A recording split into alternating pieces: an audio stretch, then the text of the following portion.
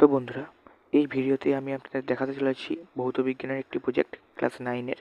তো প্রজেক্টের প্রথম পাতায় যেমনভাবে স্কুলের নাম, শ্রেণী, ক্রমিক সংখ্যা লিখে নিতে হয় তেমনভাবে লিখে নিতে হবে।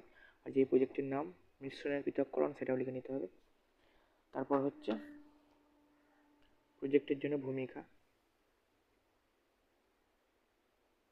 উদ্দেশ্য, কৃতজ্ঞতা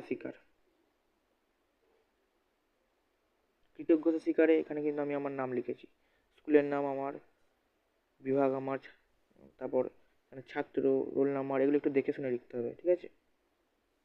স্যারের নাম আছে এখানে। তারপর হচ্ছে মিশ্র পদার্থ, পৃথককরণের প্রয়োজনীয়তা, পৃথককরণের নানা উপায়।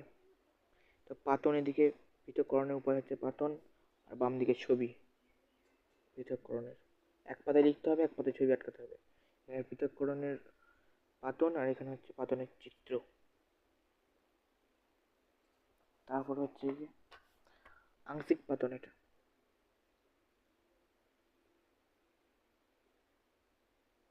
আংশিক পাতনের চিত্র। এরপর হচ্ছে ঊর্ধ্বপাতন, ঊর্ধ্বপাতনের চিত্র। এরপর হচ্ছে বিয়োজি ফানেল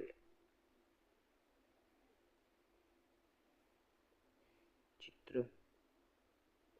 এরপর হচ্ছে উপসংহার। তো এটাই হচ্ছে ক্লাস 9-এর থার্ড ইউনিট টেস্টের ভৌত বিজ্ঞানের প্রথম প্রজেক্ট। দ্বিতীয় প্রজেক্টটা আমি ছাড়বো কিছুদিন পর, আর ভূগোল প্রজেক্টটা বাকি আছে, করে ছেড়ে দেবো। তো এটা কমপ্লিট।